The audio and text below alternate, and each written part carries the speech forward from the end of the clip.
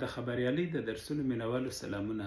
څو ورځې مخکې موږ او تاسو پر سلنه یا فیصدي خبره کوله چې تر سلو هم پورته کیږي، خو کله کله دا سلنه چې د خبریالان کارولو کې هم تېروتنه کوي، یعنی په دې نه پوهېږي چې دا سلنه له کومې کلمې سره تړلې ده. داسې سرلیکونو سره یا متن سره زه بیا مخ کېږم، خو اوس مې چې په کار سو نه پیدا کېده، یوازې ما یو سرلیک پیدا کړ.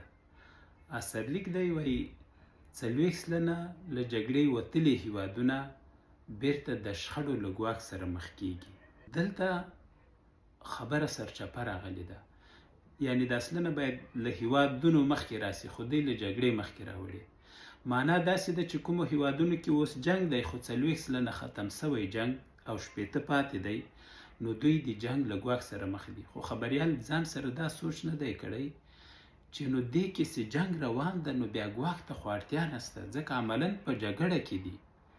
خو اصل دا خبره چې د ملګرو ملتونو یوې لوړپوړي چارواکي کړې، د هغې هدف دغه هیوادونه نه دي چې جنگ پکې روان دی، بلکې هغه هیوادونه دي چې له جنگ نه یو مخ خلاص وي، یعنی جګړه پکې پای ته رسېدلې.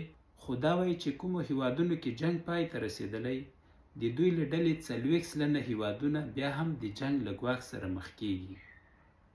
ګورئ څومره لویه تېروتنه سوه، او ولې وسوه چې خبریال په دې سوچ ونه کړه چې دا سلنه باید د کومې کلمې سره راوړم، یعنی که سلنه په متن کې هم ته وړاندې وروسته کې هدف بدلیږي.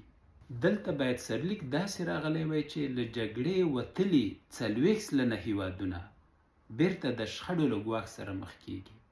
دغه یو سرلیک تاسو ته دا در زده کوي چې کله د سلنې خبره وي، ډېر پام دې ته وکړئ چې په کوم ځای کې یې ولیکئ.